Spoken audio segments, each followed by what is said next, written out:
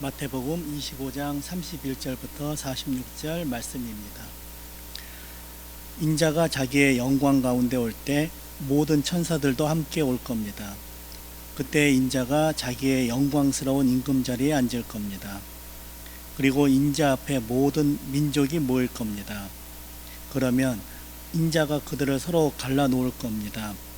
목자가 양들을 염소한테서 갈라놓은 것처럼요. 양들은 자기 오른쪽에, 염소들은 자기 왼쪽에 세울 겁니다. 그때 임금님이 자기 오른쪽에 있는 사람들에게 말씀하실 겁니다. 이리로 오너라. 내 아버지께 복받은 사람들아, 세상의 기초가 놓일 때부터 너희를 위하여 준비된 나라를 물려받아라. 내가 배고팠을 때 너희가 나에게 먹을 것을 주었고, 목마를 때 마시게 해주었기 때문이다. 나그네였을 때는 너희 집으로 데려가 주었다. 벗고 있을 때는 옷을 걸쳐 주었고, 아팠을 때는 나를 보살펴 주었다. 감옥에 있을 때는 찾아와 주었다. 그때 의인들이 대답할 겁니다. 주님, 저희가 언제 주님이 배고파 하시는 걸 보고서 잡수시게 해드리거나 목말라 하시는데 마시게 해드렸습니까? 언제 주님이 나그네이신 걸 보고 저희 집으로 모셔드리거나 벗고 계시는데 옷을 걸쳐 드렸습니까? 언제 주님이 아프시거나 감옥에 계신 걸 보고 주님께 찾아갔습니까? 임금님이 그들에게 대답하실 겁니다. 아멘. 너희에게 말한다. 너희가 나의 이 형제 자매들, 곧 가장 작은 이 사람들 가운데 하나에게 해준 것이 나에게 해준 것이다. 그때 임금님이 왼쪽에 있는 사람들에게도 말씀하실 겁니다. 나한테서 물러가라. 저주를 받은 사람들아, 마귀와 그의 심부름꾼들을 위해 준비된 영원한 불 속으로 들어가라. 내가 배고팠는데 너희가 나에게 먹을 것을 주지 않았고, 목말랐는데 마시게 해주지 않았기 때문이다. 나그네였는데 너희 집으로 데려가 주지 않았고, 벗고 있었는데 옷을 걸쳐주지 않았다. 아프거나 감옥에 있었는데도 보살펴 주지 않았다. 그때 바로 그 사람들도 대답할 겁니다. 주님, 저희가 언제 주님이 배고파시거나 목말라 하시거나 나그네로 지내시거나 벗고 계시거나 아프시거나 감옥에 계시는 걸 보고서 주님을 섬겨드리지 않았습니까? 그때 임금님이 대답하실 겁니다. 아멘, 너희에게 말한다. 너희가 가장 작은 이 사람들 가운데 하나에게 해주지 않은 것이 나에게 해주지 않은 것이다. 이 사람들은 떠나가 영원한 벌에 들어가고 의인들은 영원한 생명에 들어갈 것입니다. 아멘.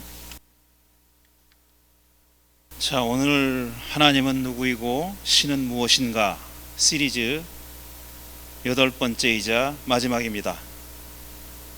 오늘 할 얘기의 제목을 붙이자면은 지난주에 예고해 드린 대로 하나님은 명사가 아니라 동사다, 이렇게 붙일 수 있습니다. 사실 이 시리즈 전체가 이 얘기를 하기 위한 겁니다. 하나님은 명사가 아니라 동사다. 하나님은 누구인가? 이게 우리의 질문이잖아요. 하나님은 누구신가? 어떤 분이신가? 이거를 알고 싶은 겁니다. 흔히 종교생활 혹은 신앙생활을 영적인 여행이라고 부릅니다. 여행. 영적인 여행이다. 지난주에 영적인 자본주의라는 말을 했는데 스피리추얼 캐피탈리즘이라는 말을 쓴 철학자의 얘기를 소개했잖아요. 근데 그 캐피탈리즘이라는 게 그냥 흔히 그냥 상업주의적인, 교회가 상업주의적인 행태만을 비판하는 게 아니라 그것보다 더 깊은 뜻이 있다라는 말씀을 드리면서 화폐 얘기를 했습니다. 돈 얘기를 했습니다. 화폐 얘기. 그 얘기가 오늘도 이어지는데요.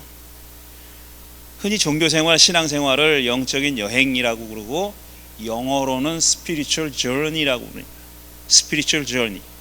영적인 여행이다 이거죠. 근데 여행을 가리키는 말, 특히 이런 영적인 spiritual이라는 말이 앞에 붙을 때 여행을 가리키는 영어 단어가 두 개가 있습니다. 하나는 spiritual journey처럼 journey, 그야말로 여행이 있고, 그 다음에는 adventure가 있습니다. 흔히 우리는 모험이라고 부르는데 집에 가만히 앉아서 모험을 하는 경우는 없죠. 모험을 하려면 어딘가 나가야 되는 겁니다. 그렇죠? 집에 가만히 앉아서 모험을 하는 경우는 없어요. 뭐 게임하는 사람 빼놓고는요. 그러면은 이 journey하고 adventure하고 뭐가 다르냐? 특히 종교 생활과 관련해서 앞에 spiritual이라는 말을 붙일 경우에 spiritual journey하고 spiritual adventure하고 뭐가 다르냐면은 spiritual journey는 어딘가 내가 가려고 하는 목적지가 정해져 있는 겁니다. 보통의 여행이 그렇죠. 그냥 여행이라고 할 때도 어딘가 갈 곳을 정해놓고 가는 겁니다. 그러니까 내가 어디로 가는지를 알아요. 그리고 목적지가 어딘지도 알고 거기 어떻게 도달하는지도 압니다. 차를 타고 갈지 비행기를 타고 갈지 뭐 몇 번 도로로 타고 갈지 그걸 다 알아요. 그게 여행이에요. journey예요. 근데 adventure라는 건 뭐냐면은 그게 없는 거예요.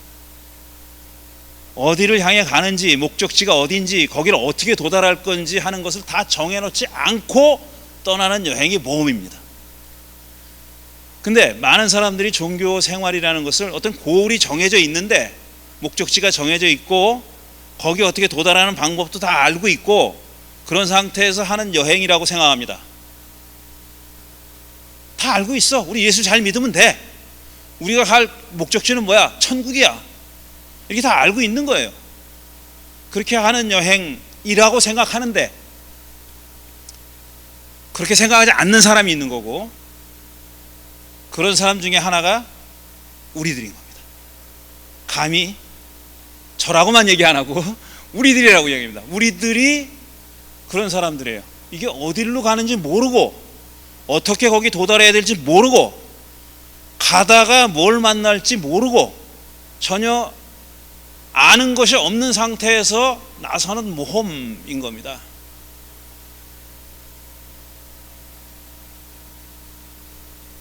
저는 이게 종교 생활이라고 생각해요. 우리가 궁극적으로 어디로 가는 건지 뿌옇게나마 바울의 말을 빌리면은 희미하게나마 알고 있지만 분명하게 알지는 못하는 상태에서 어떤 방식으로 어떤 길을 통해서 거기를 도달해야 하는지도 어느 정도는 뿌옇게 알지만 확신서지 않는 상태에서 나서는 겁니다. 무슨 일이 벌어질지 모르는 상태에서 그냥 맞닥뜨리는 심정으로 어떤 일이 벌어지든지 내가 거기서 대응하겠다 하는 심정으로 나서는 여행이라고 생각하는 겁니다. 오랫동안 종교는 특히 기독교는 우리가 믿는 대상인 하나님을 안다고 생각했어요. 이게 참 이 아이러니한 건데 이게 모른다고 생각하면서 또 안다고 생각했고 안다고 생각하면서 궁극적으로 또 모른다고 생각했어요.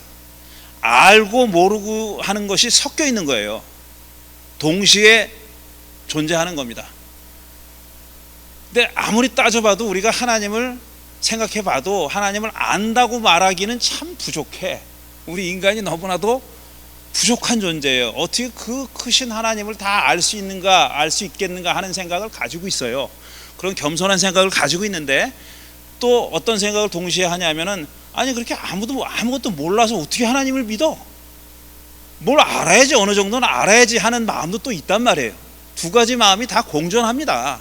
그래서 어떤 학자들이나 어떤 영성가들은 모르는 쪽을 강조하는 사람들이 있었고 그 다음에 또 어떤 사람들은 아니 그렇게 몰라서 뭘 한다고 뭔가 그래서 아는 거를 강조해야지 그래서 안다는 쪽을 강조하는 사람들이 있었어요. 근데 어쨌든 분명한 것은 뭐냐, 이 두 가지가 다 있었다는 겁니다.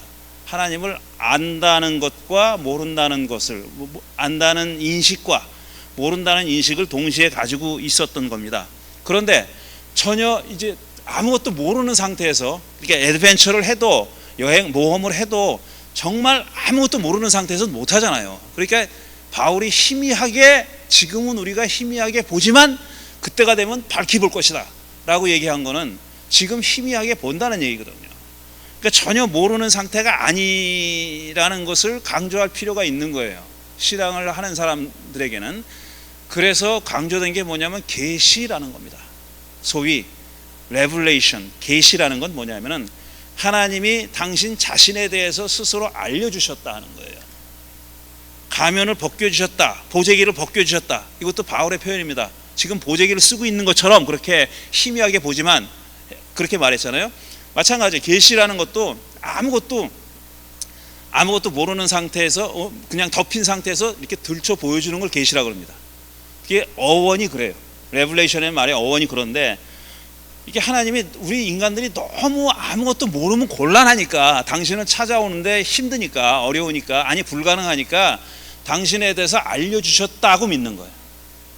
그래서 우리가 성경을 하나님의 계시, 하나님의 말씀 이렇게 얘기하는 겁니다. 성경책을 그렇게 얘기하는 건데, 그렇게 하나님이 당신을 우리에게 알려주시지 않으면은 우리는 전혀 하나님에 대해서 알 수가 없다. 그런데 참 감사하게도 다행히도 하나님이 어느 정도는 당신에 대해서, 당신이 어떤 분인지, 누군지, 어떤 계획을 가지고 계시는지, 어떤 의도를 가지고 계시는지 알려주셨다라는 게 계시입니다. 그래서 오랫동안 교회는 이 계시가 뭐냐, 하나님이 자신을 알려주신 것. 그럼 사람은 뭐냐, 그 계시를 수동적으로 받아야 하나님을 알 수 있는 존재다, 이렇게 생각해 온 거예요. 그러니까 계시를 주는 분은 하나님이고, 인간은 수동적으로 계시를 받아. 그래서 그 계시를 받는 한도 내에서, 그걸 이해하는 한도 내에서만 하나님을 알 수 있다. 인간을 전적으로 수동적인 존재로 본 겁니다. 계시를 받는 존재. 그러니까 계시를 못 받으면 아무도 모르는 거예요. 그러니까 계시를 받는 한도 내에서만 알 수 있다는 겁니다. 수동적으로 그렇게 생각했어요. 그런데 20세기 말에 들어와 가지고는 이 그리스도교 신학계에서 신학자들이 계시에 대해서 좀 다르게 이해할 필요가 있다라는 얘기를 하게 된 거예요. 그건 왜 그러냐 하면은, 이게 뭐 오만이나 교만으로 비칠 수도 있는 건데, 사람의 지력이라는 게, 영적인 능력을 포함해 가지고 사람의 지력, 정신적인 능력이라는 게 많이 발달했어요. 성경을 쓰였던 시대에 비하면은 말할 수 없이, 비교할 수 없이 많이 발달했어요. 과학적인 지식을 포함해 가지고 어떤 지적인 거, 그 다음에 어떤 영적인 능력, 이런 것들이 과거와 비교할 수 없이 많이 발전했어요. 그러고 보니까 사람들이 우리 인간이 그렇게 수동적인 존재로서 계시를 그냥 주는 거를 숟가락 떠받아 먹듯이, 아기가 우유병에서 주면은 그냥 받아 먹듯이 그렇게 수동적으로 받아 먹기만 하는 존재가 아니라는 생각을 하기 시작한 겁니다. 어떤 사람들은 그거를 인간의 교만이라고 얘기해요.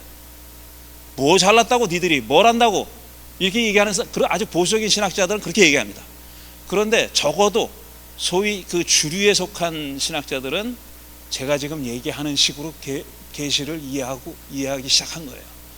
어떻게 이해하느냐 하면은, 계시라는 것은 한마디로 얘기해서 하나님과 사람의 상호작용이다. 인터랙션이다. 하나님은 떠먹여 주기만 하고 사람은 받아먹는 게 아니라, 계시라는 것은 하나님과 사람이 만나서 서로 소통하면서, 인터랙션 하면서, 상호작용하면서 벌어지는 사건이다. 이게 이벤트라는 말을 씁니다. 이 이벤트라는 말은 원래는 불란서 철학자들이 많이 하는 얘기니까 불어에서 온 건데, 전 불어를 모르니까 이벤트다, 사건이다. 그거는 어떤 섬광처럼 벌어지는 사건이지, 계시라는 게 객관적으로 적이 있고 사람이 무슨 능력을, 기도를 열심히 하든지 해가지고 그걸 따먹으면 되는 게 아니라,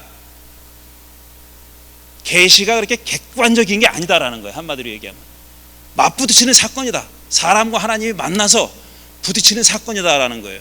성경을 놓고 얘기하면 성경 자체가 객관적인 계시가 아니라, 성경은 전적으로 인간적인 책인데, 인간이 그 성경을 읽거나 아니면 성경의 말씀대로 살려고 애쓰거나 노력하거나 그걸 실천하거나 할 때 벌어지는 사건이다 이거예요. 어떨 때는 성경을 읽으면서 딱 깨달을 때가 있어요. 그 계시의 사건입니다. 성경이 계시가 아니라 계시의 사건이에요. 그리고 내가 어떤 일을, 내가 이거 옳다고 생각해서 어떤 일을 열심히 행해요. 자기를 희생하면서 양보하면서까지 열심히 일을 해요. 그러다가 문득 깨닫는 겁니다. 이게 하나님의 뜻이로구나. 내가 하나님의 뜻이니까 이걸 해야지 이런 경우도 있지만 자기도 모르게 나는 이게 옳다고 생각해서 거리에 나섰어요. 거리에 나서가지고 야 이민자들 이렇게 박해하지 말라고 나섰어요. 그리고 평화적으로 전쟁을 하지 말아라, 전쟁 못하게 하는 반전 시위에 나섰어. 예를 든 거예요. 그게 다 그런 것만 그렇다는 얘기가 아니라 그렇게 나섰는데 그 일을 열심히 하다 보면은 섬광처럼 겪게 되는 사건이 있는 거예요. 야 이게 하나님의 뜻이로구나 하는 것을 깨닫는 순간이 오는 거예요. 그게 계시의 순간이라는 거예요. 이거를 학자들은 말을 잘 붙이잖아요. 멋있게 잘 붙여서 어떤 유대교 학자가 여기에다가 이름을 붙였어요. 우리말로 하면 참여적 계시다. Participatory Revelation. 그러니까 계시에 우리 인간이 참여한다 이거예요.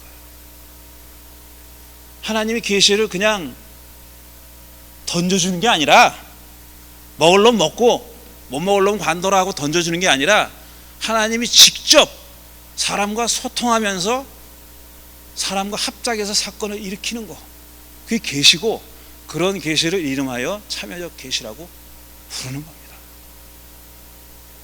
저는 이 참여적 계시의 이론을 옳다고 생각해요. 계시는 그렇게 일어나는 사건이다. 섬광이라는 말을 그러니까 시간의 짧음이라고만 보지 말고 번쩍하는 순간처럼, 그렇게 시간의 짧기가 아니라 사건으로서의 섬광 같은 계시의 사건이 벌어진다, 일어난다 이겁니다. 여기까지 됐죠? 동의하건 말건 저는 동의하시리라고 믿지만 동의하건 말건 이렇게 생각하면은 하나님에 대한 생각이 이전과 같을 수가 없어요. 전과 같을 수가 없어요. 전에는 하나님을 그냥 제가 처음부터 설명했잖아요.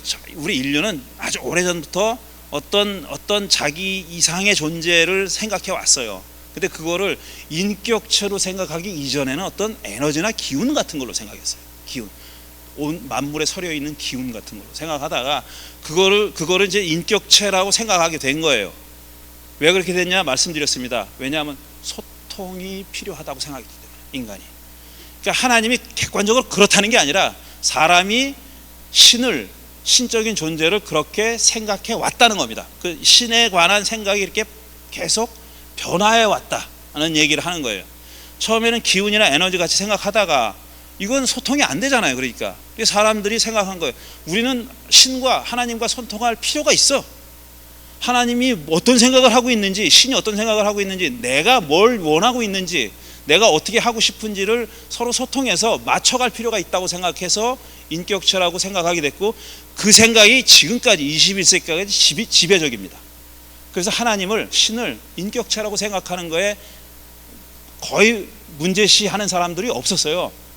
그런데 20세기 말부터 들어와 가지고 이게 문제시 된 거예요. 왜냐하면은 그렇게 인격체라고 생각하다 보니까 쉽사리 그런 신은 강자의 편을 들더라, 권력자의 편을 든더라. 권력자들이 그런 신을, 소통하는 인격적인 신을 배경으로 해가지고 자기들이 하고 싶은 나쁜 짓을 마음대로 하더라. 전쟁도 막 일으키고 어떤 종족도 다 깔아뭉개고 이걸 신의 이름으로 하더라 이거예요. 그러니까 이 사람들이, 이 기독교를 믿는 사람들 가운데 굉장히 선진적인 사람들이 이거 문제가 있네 라고 생각하기 시작한 거예요.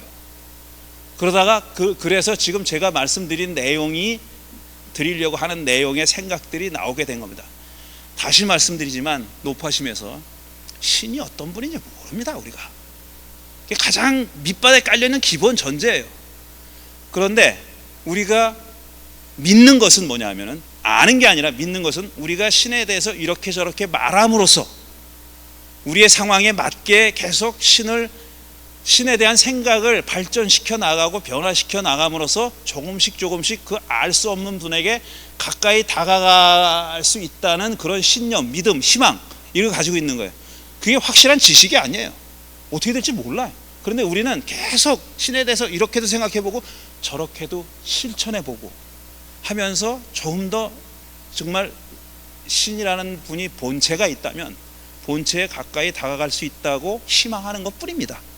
제가 지금 하는 얘기도 그런 차원에서 하는 얘기예요.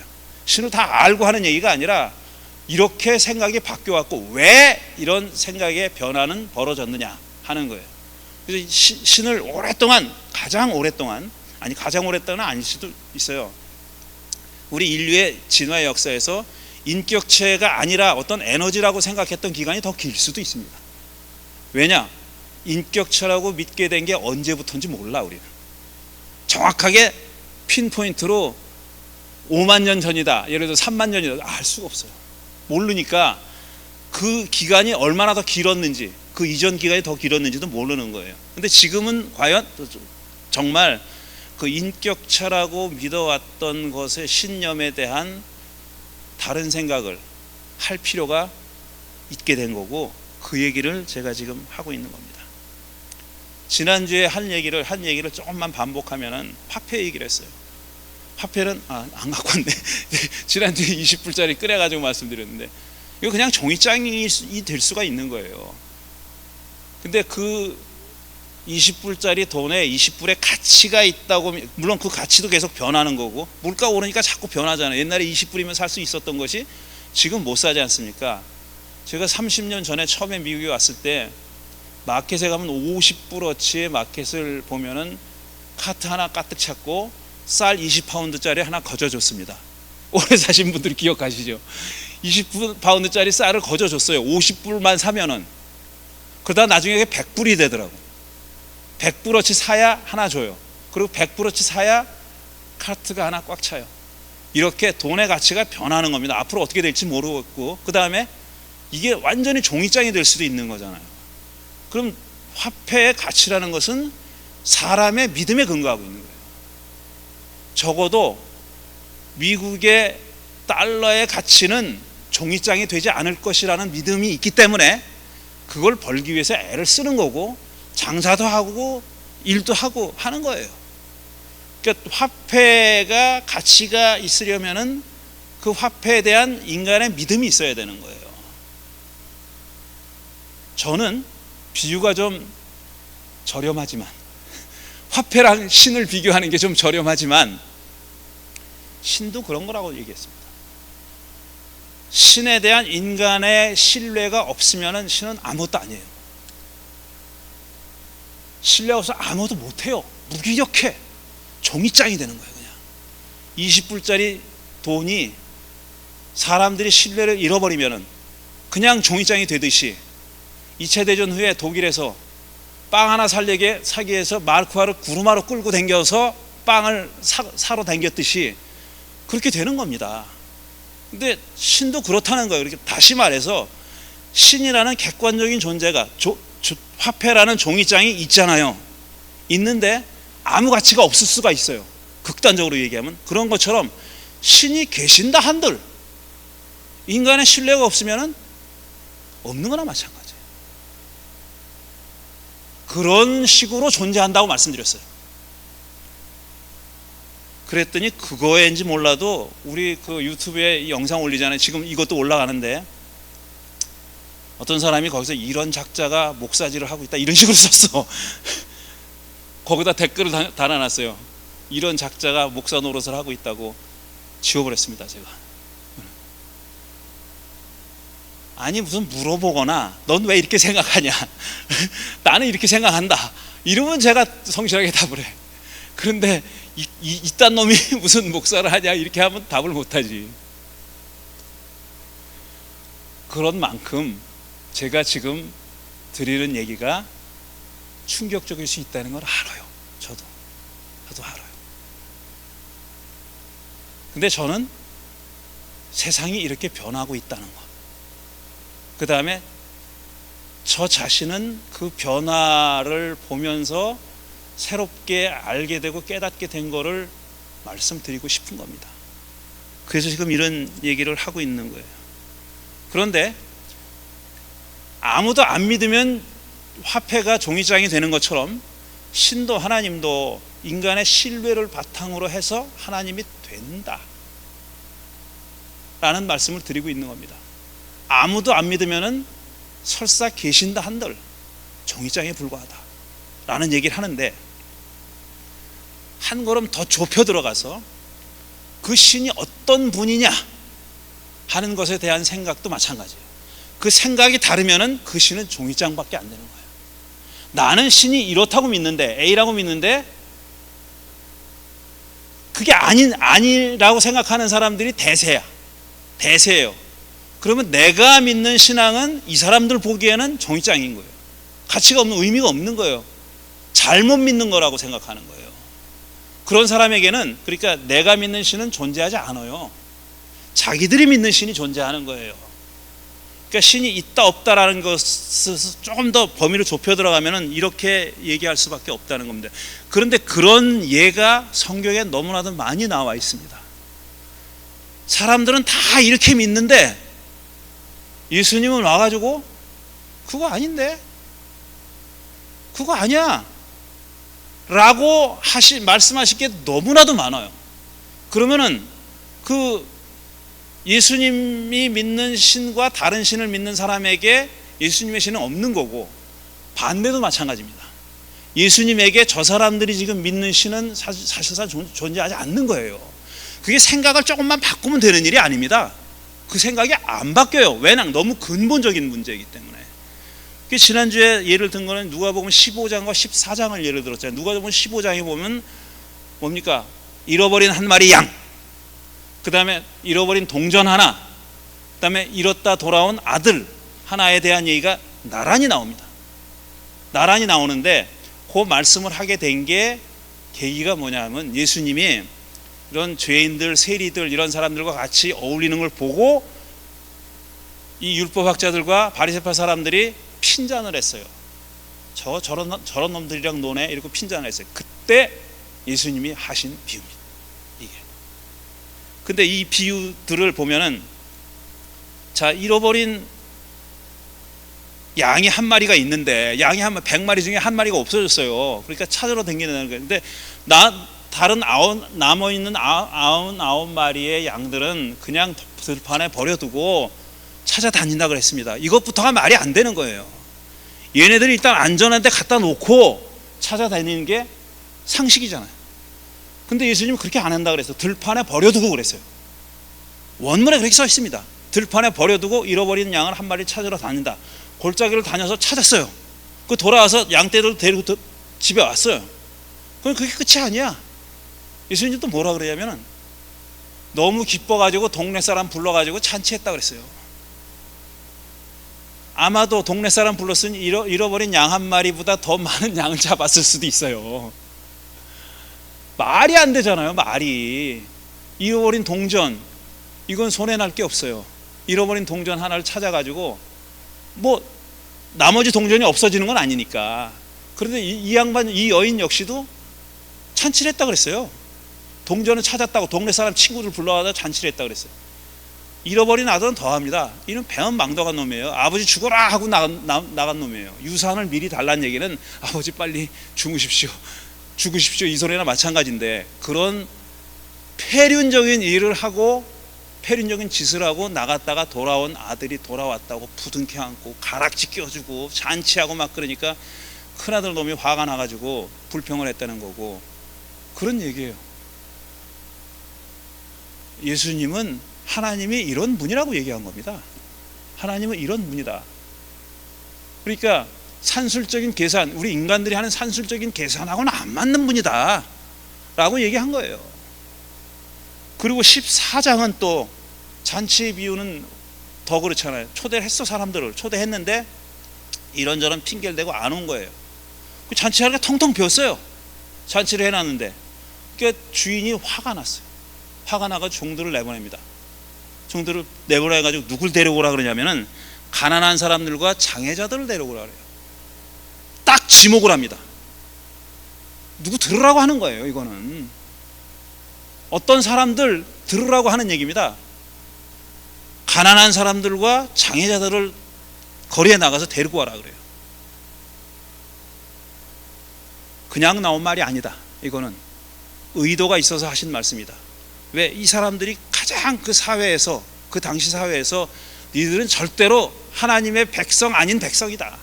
이런 사람들이 유대인이라 할지라도 이런 일 하는 사람들은 다 2등, 3등 백성으로 취급받던 그런 사람들입니다. 그런 사람들을 콕 집어서 데리고 와서 자리를 채우라 그런 겁니다. 또 빈자리가 있어요. 그러니까 또 이번엔 뭐라 그러냐면 아무나 데리고 와라 그래요. 아무나, 이 아무나의 방점이 찍혀 있는 겁니다. 아무나의 방점이 찍어서 아무나 데리고 오라 그래요. 소위 nobody, 아무것도 아닌 자, 존재가 없는 자들을 데리고 와라. 이거는 가난한 사람들이나 장애자들보다 더한 사람들이에요. 인도식으로 얘기하면 불가촉 천민들, 카스트 안에 들어있지 않은 사람들, 이런 사람들을 가리키는 거예요. 이런 사람들을 데리고 와서 채우라 그랬어요. 이게 하나님이다 라고 얘기하신 겁니다. 하나님은. 그러니까 사람들의 생각하는 거랑 너무 다른 거예요. 그러니까 이런 사람들의 생각이 잘 변하지 않는 이유는 뭐냐? 이 사람을 인격체로 오랫동안 인격체로 여겨왔기 때문에, 하나님을 오랫동안 인격체로 여겨왔기 때문에 이게 잘 안 변한다는 겁니다. 이런 생각이. 이 얘기를 글자 그대로 받아들이는 사람이 얼마나 되겠냐고요.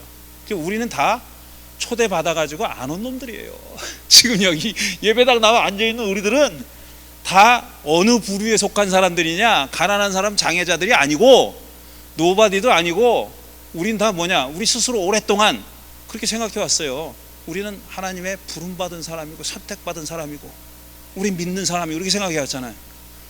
근데 이 예수라는 양반은 그런 자들은 다 내 초대를 거부하더라, 안 받아들이라, 이렇게 얘기한 겁니다. 그러니까 사실 굉장히 무서운 말씀이에요. 굉장히 무서운 말씀이라고. 그리고 그 자리는 누가 채우느냐? 가난한 사람들과 장애자들, 존재 없는 사람들, 이런 사람들이 채운다고 말씀하신 거예요. 이게 저는 신을 인격적인 존재로 생각해 왔던 것과 무관하지 않다고 생각합니다. 그럼 어떻게 생각할 거냐? 그럼 신을 어떤 분으로, 어떻게 존재하는 분으로 생각할 거냐라는 힌트가 들어있는 비유가 저는 마태복음 25장이라고 생각하는 겁니다. 마태복음 25장의 소위 최후의 심판 비유. 다 읽었으니까 반복하지 않겠어요. 일단 칭찬받은 사람들은 한테는 뭐라 그랬냐면, 그대들은 내가 목말랐을 때 마실 물을 줬고, 내가 배고팠을 때 먹을 걸 줬고, 헐벗었을 때 입을 걸 줬고, 감옥에 갇혔을 때 찾아와 줬다 그랬어요. 그랬죠? 예수님이, 하나님이 그렇게 말씀하신 거예요. 의로운 사람들더러 그렇게 얘기하신 거예요. 근데 이 사람들은 뭐라고 대답하냐면, 아니 우리가 언제 주님이 굶주린 걸 보고 먹여드렸고 목마른 걸 보고 마실 걸 드렸습니까? 우린 그런 일을 한 적이 없다 그래요. 없다 그러는데 예수님은 뭐라 그러냐면, 가장 작은 사람에게 한 것이 곧 나에게 한 거다, 그렇게 얘기했어요. 반대로 심판받을 자들에게는 뭐라 그러냐면, 내가 먹을 것, 굶주렸을 때 먹을 걸 안 줬고 목말랐을 때 마실 물을 안 줬다 그랬어요. 헐벗었을 때 옷을 안 줬다 그랬어요. 그때 이 자들은 뭐라 그러냐면은, 우리가 언제 주님이 목말랐을 때 물을 안 줬습니까? 그에게는 줬습니다. 자기들은 줬다고 생각하는 거예요. 그렇죠? 자기들 생각에는 준 거야. 그렇지 않아요? 그러니까 이렇게 얘기하는 거죠. 거짓말하는 게 아닌 한 이렇게 얘기하는 건 자기들은 줬다고 생각하고 있었던 거예요. 그런데 예수님은 뭐라 그러냐면은, 가장 작은 자에게 안 준 게 곧 나에게 안 준 거다, 그렇게 말씀하십니다. 자, 심판받을 사람들은 줬다고 생각했어요. 이들은 염두에 두고 있었던 분이 계셨던 거야. 그리고 이분이 주님이네, 그리고 준 거야. 그렇죠? 근데 이 사람들이 이분이 주님이네 하고 준 사람들은, 그것도 앞뒤가 안 맞지만 어쨌든 굉장히 종교적인 사람들입니다. 그러니까 종교적인 어떤 행위를 한 거예요. 아주 천박하게 예를 들자면은, 교회에서 나 연보 많이 했고, 교회 선교가실 때 갔고, 다 자기들은 주님을 위해서라는 생각을 가지고 한 일이 있어요, 이 사람들은. 근데 예수님은 그게 나한테 한 게 아니라고 얘기한 거예요. 나한테 한 게 아니다. 난 받아본 적이 없다. 그렇게 얘기하신 겁니다. 아니, 이 자들은 자기들이 주님에게 한다는 의식을 가지고 했습니다. 그런데 정작 주님은 난 그런 거 받아본 적이 없어 라고 말씀하시면서 가장 작은 사람 한 사람한테 한 것이 곧 나에게 한 거다라고 얘기한 거예요. 그리고 앞에 칭찬받은 사람들은, 이 사람들은 인식이 없어요. 자기들이 주님을 대접한다는 인식이 없는 거예요. 그냥 가난한 사람들, 작은 사람들한테 의당 그렇게 해야 한다고 생각하고 특별한 인식이 없이 그렇게 행한 겁니다. 그때 예수님이 바로 그 사람들한테 한 게 나한테 한 거라고 그렇게 얘기하는 거예요. 오랫동안, 너무 길게 얘기했으니까 할 얘기가 많은데 어떻게 줄여야 되나 지금 고민하고 있습니다. 오랫동안 이 비유를 어떻게 해석을 했냐면, 가장 작은 소자가, 가장 작은 사람이 곧 예수님이다. 맞죠? 가장 작은 사람이 곧 예수님이다. 그러니까 예수님이 나타난 모습이다. 예수님이 그런 모습을 하고 나타난다. 헐벗은 사람의 모습으로, 목마른 사람의 모습으로, 감옥에 갇힌 사람의 모습으로, 나그네의 모습으로 나타나니까 그런 사람들을 잘 환대하고 대접하는 것이 곧 주님에게 한 것이다. 주님에게 한 행동이다. 이런 식으로 해석을 해왔습니다. 그러니까 좀 요약해서 말하면 대상의 동일성을 생각했어요. 가장 작은 사람과 예수는 동일한 존재다. 적어도 비유적으로는 동일한 존재다. 이렇게 생각해 온 거예요. 근데 악인들이 한 행동을 보면은 그게 아니야. 악인들의 한 행동, 기니까 잘라서 얘기할게요. 짧아서, 그 말도 잘 안 나요. 짧게 얘기할게요. 지금 이 비유가 말씀하고 있는 것은 대상의 동일성이 아니라 행위의 동일성입니다. 행위의 동일성이에요. 그러니까 이 의로운 사람의 한 행위는 그게 누구든지, 그 행위를 받는 사람이 누구든지, 예수님이든지 소자든지 노바디든지 뭐든지 상관없어요. 다 동일하게 행한 거예요. 이 사람들은 동일하게 행한 거예요. 그런데 이 악인들이 한 행위는 뭐냐면 행위의 동일성이 있는 게 아니에요. 그 사람들은 대상이 중요해요. 대상을 보고 이게 예수님이면 하고 예수님 아니면 안 하는 거예요. 이 자들은 그래서 자기는 했다고 믿는 거예요. 엉뚱한 데 가서 해놓고 했다고 믿는 거예요. 그러니까 지금 이 비유가 얘기하고자 하는 건 대상의 동일성이 아니라 행위의 동일성입니다. 다시 말해서 예수님이 생각하는 하나님을 따르는 삶이라는 거, 예수를 믿는 삶이라는 것은 뭐냐면 누구에게나 동일한 행위를 할 수 있는 거예요. 그래서 제가 하나님은 이제부터는 명사가 아니라 동사라고 보자 라고 하는 겁니다. 하나님은 행위로 존재하는 분입니다. 어떤 개체로 존재하는 분이 아니라 행위 속에 존재하는 분이에요. 행동 속에 계시는 거예요. 그러니까 우리가 행동을 안 하면은 하나님은 안 계신 거예요. 우리가 행동하면서 하나님을 알아가는 거예요. 그러니까 명상을 하고 기도하고 다 중요해요. 근데 그거는 행동을 바르게 하기 위한 수단입니다. 결국은 삶이고 결국은 행동이에요. 행위예요. 실천이라고요. 신은 실천하는 가운데 만날 수 있는 분이에요. 그러니까 왜 그러냐 하면 그 신의 존재 양식은 인격이 아니라 person이 아니라 액션이다 이겁니다. 프락시스다. 이 라틴 아메리카 사람들이 하는 말이에요. 프락시스다. 행위다. 그것도 어떤 행위냐면 그냥 충동적으로 하는 행위가 아니라 반성적으로 하는 행위. 내 행위가 깊은 생각에서 나오고 어떤 영향을 미칠지 하는 것을 깊이 생각하면서 하는 행위. 그 행위 하나하나가 바로 하나님을 만나는 장이다 이겁니다. 아휴, 잘해보려고 했는데 너무 많은 내용을 얘기하다 보니까 맨 마지막에 중요한 내용을 너무 많이 축약을 해버렸습니다.